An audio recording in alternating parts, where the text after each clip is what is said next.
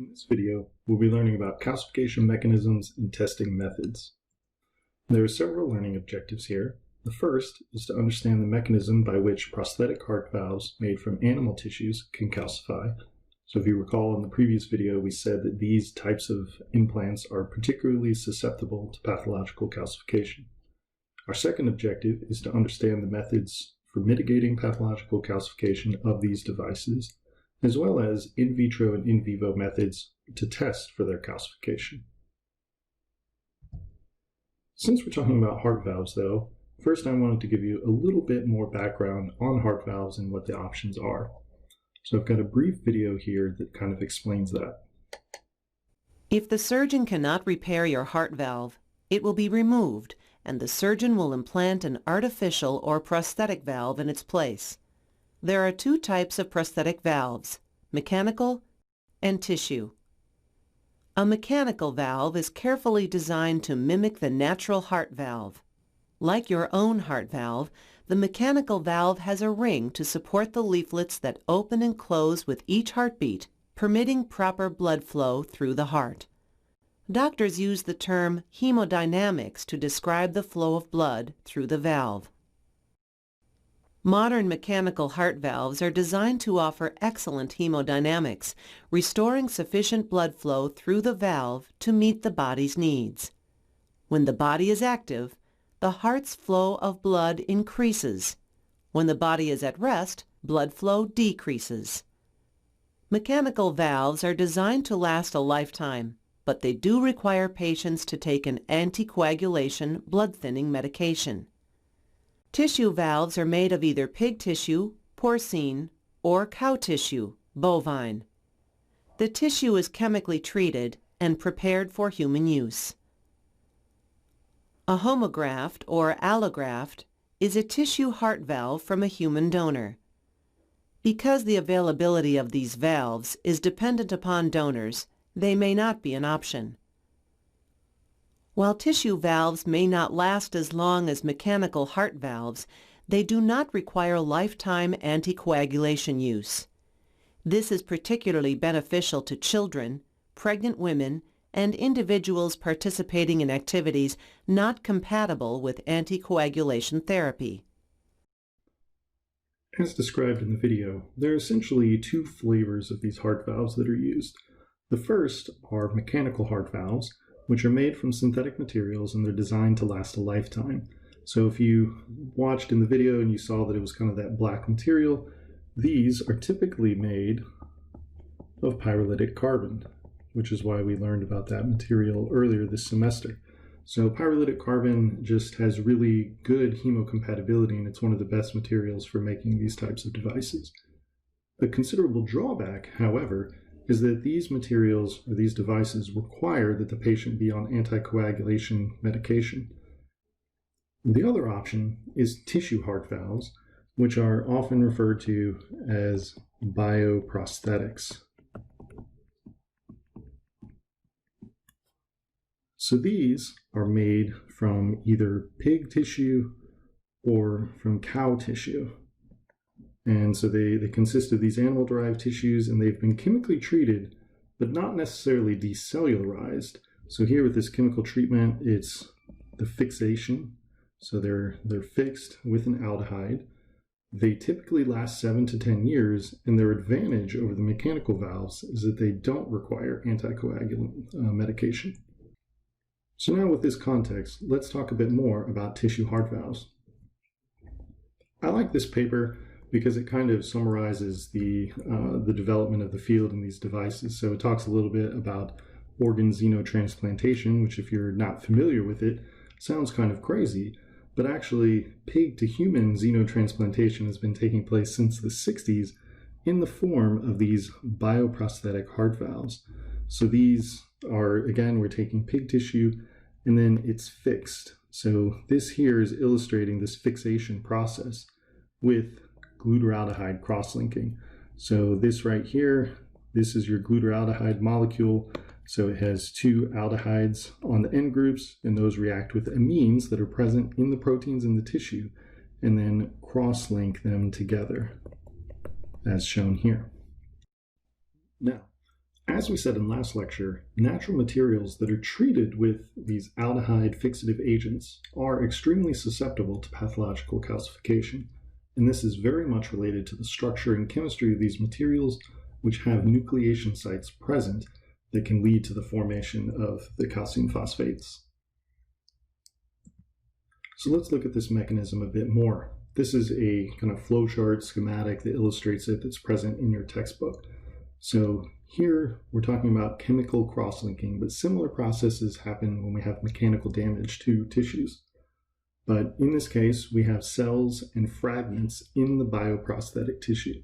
So there's that word again. And recall I said that these tissues from the animal sources, the pigs and cows, aren't necessarily decellularized. So there's going to be fragments of cells present in there.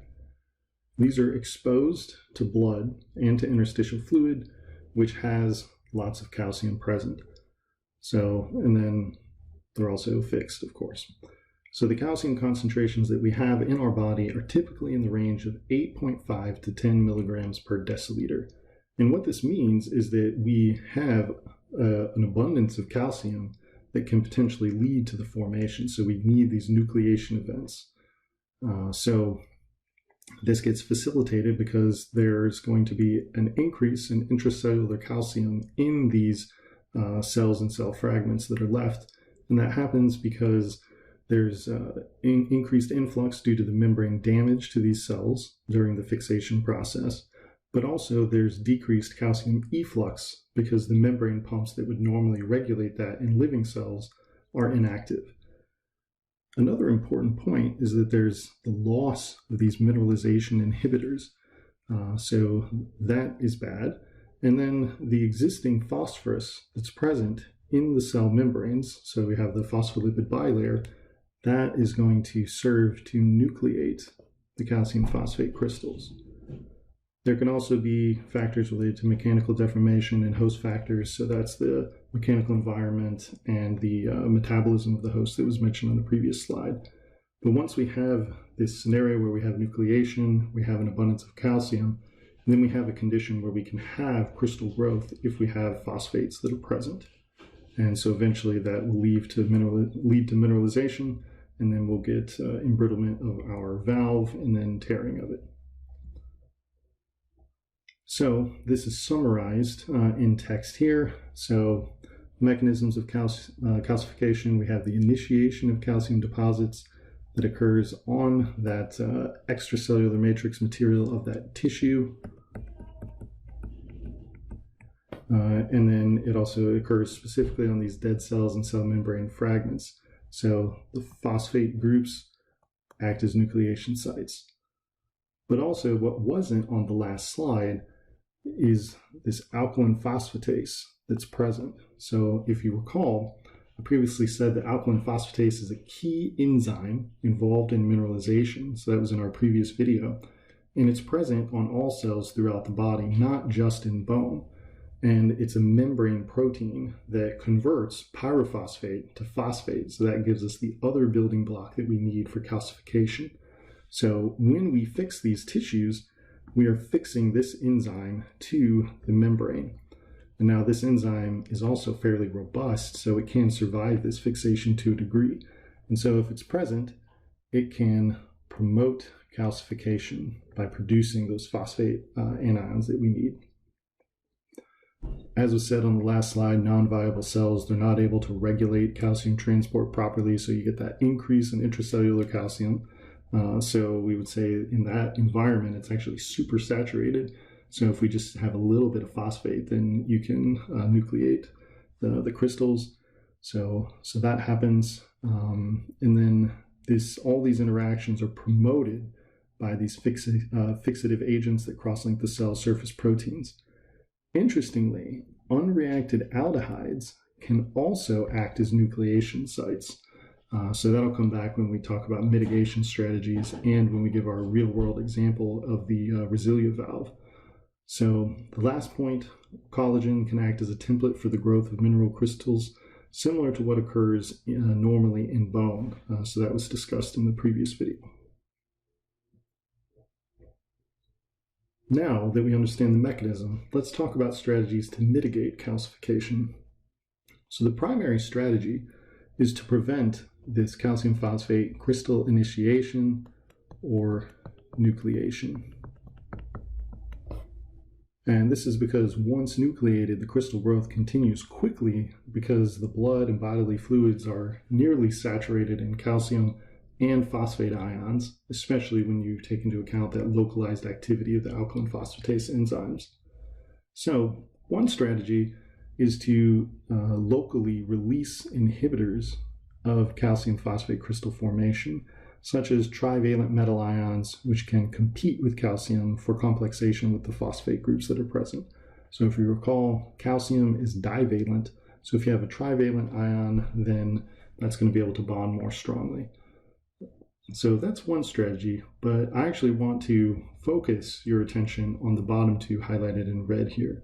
So one is to soak naturally derived implants in ethanol or surfactants that are going to remove the phosphate-containing cell membrane proteins that we learned on a little bit earlier, nucleate crystal formation. So that's a really important strategy. Another strategy is capping these unreacted aldehydes. So the aldehyde fixation step is never going to be eliminated. So we have to have that to preserve the tissues and give them their mechanical integrity. But we can cap these aldehydes via a chemical reaction, and then that will eliminate nucleation sites. First, let's look a little bit at this treatment with detergents or ethanol, which works similarly. This slide is about a detergent. So here we have bioprosthetic tissue, and then it's been treated with 1% SDS prior to implantation in a rat. And then this, again, it was a glutaraldehyde cross-linked porcine aortic valve. So this SDS is a detergent. So it's a sodium dodecyl sulfate. We previously talked about that actually when we learned about Western blotting, and the previous step before that was the SDS page for electrophoretic separation. But here in this case, what we're doing is we are soaking the tissue in this detergent solution. And what that does is it removes all those cellular components. So here on the right, we have some images illustrating that. So this is histology. So hematoxylin and eosin staining, hematoxylin and eosin staining. So the purple dots are cells. So those are the nuclei. So you see the native tissue, we have lots of cells present, so lots of purple dots. And then on the bottom, this is after SDS treatment. You see all the purple dots are gone, or most of them. So it's really effective at sort of dissolving and removing the cellular components. And this is very effective at mitigating calcification. So that's what's shown in this plot up on the left. So the left y-axis is extracted organic phosphate. So that was just looking at the efficacy of the phosphate removal by the SDS treatment. And then on the right y-axis, which is what we really care about, we have tissue calcium. So this is what they did, is they removed this bioprosthetic tissue after implantation in a rat and then digested it and then quantified how much calcium was there.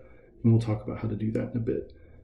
But what we see is, as a function of the amount of time that it was soaked in SDS, we get a decrease in the amount of calcification. So with no treatment, there's virtually no extracted organic phosphate. So I actually don't even know why that's not zero. It should be zero, I would think. But what we see with the calcium concentration is that there's very high calcium present in this tissue after implantation. Then as we increase over time, so they went out to about 24 hours, it looks like, we see an almost linear increase in the amount of phosphate extraction as we increase with time. But then when we look at calcification, really it kind of plateaus down here, but we are drastically reducing this calcification to less than 20% of what it was without any treatment. So this detergent treatment is very, very effective at removing those nucleation sites. So that last slide is actually a very nice segue to talk about testing. So if you recall, when we talk about biomaterial selection, we said that we wanted to select the most inert and least toxic materials. So in this particular application, what we mean by inert is least prone to calcification. And we can assess this in vitro, ex vivo, or in vivo. When it comes to in vitro testing, it's simple and cheap. And it can tell us if a material is inert, but it's a limited assessment. So really for these valves, we're going to want to take it to animal testing to really prove that it's not susceptible to calcification. So how can we do that? In vitro assays involve, similarly to when we talked about hemocompatibility, we're doing incubation of materials or entire devices in a bath containing media that approximates the composition of the in vivo location. So this slide, we're not limiting ourselves just to the heart valves. So recall we said that urinary catheters could be susceptible to calcification as well. So we could do urine or blood. And then much like our hemocompatibility testing, the fluid can be static or dynamic. It can be continuously circulating. And then our device can be immobile, or it could also be in motion. So if you think about a heart valve, it could be opening and closing. And that could be important for the role of the mechanical stresses. But again, in vitro assays just give us limited insight. We really have to go to animal testing to prove safety. So for in vivo models, we have our ISO standards. So there are ISO standards for this as well. In 10993, the biocompatibility standard, there are also guidelines from ASTM that we can reference. And in this case, our experimental material is going to be fabricated in the form of the final device for this testing. So subcutaneous implantation that we mentioned a couple of slides ago, that can be done and it's generally fast and easy, but that's not going to be the final device. So for the final device, we're going to go into the target location where it's intended to be used. So this has to be a larger animal model. And so it's much more difficult to do. It's a complex and lengthy surgery, but it's necessary because this is what's going to best represent how the device will perform in humans. This slide was shown previously when we talked about in vivo testing methods for hemocompatibility.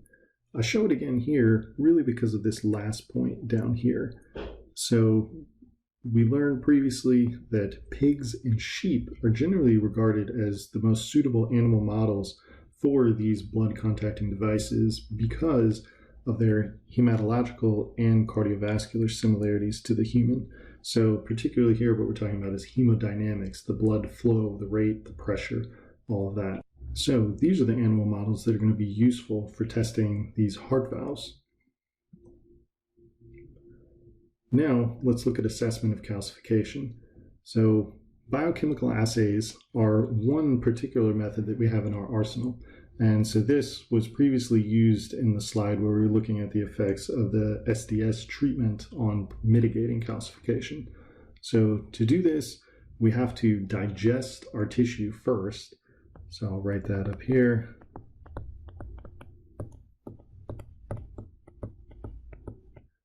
We're going to digest our tissue first, and then we're going to kind of extract the calcium and quantify how much is there.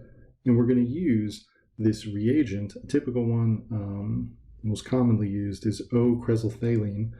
So this is it up here. So you see it has these 4 carboxylic acids that are present on the molecule. So that facilitates ionic interactions with calcium ions, and then that produces actually a color change in this molecule. So it's a chromophore. So here we say it forms a chromogenic complex that absorbs very strongly at 575 nanometers. So based on this reagent, we can use then UV-vis spectroscopy to quantify how much calcium is present in solution and generate a standard curve here and relate that back to the calcium content of our tissue. So that's one method. We also have histology. So with histology, we can use specific stains to look for localization of calcium. So a very important one is the von Casa stain. So that results in mineral, it actually uses silver ions and it stains mineral black. And so it has a very distinct characteristic. Then last, we have imaging methods. So we can use radiography and microcomputed tomography. So these are non-destructive methods that take advantage of the fact that minerals are radiodense. And we know this because pretty much everybody's had an X-ray in their life. So you know that the minerals absorb those X-rays, and we use that to visualize whether or not our implants are calcifying. So over here on the left, we have radiography, and then on the right, this is our microcomputed tomography, where we get a three-dimensional reconstruction, and we can actually quantify the volume of mineralized tissue that is present. So that concludes this video on the mechanism of calcification, strategies to mitigate it, and approaches to test for it. In the next video, we'll be going through a real-world example to reinforce these concepts.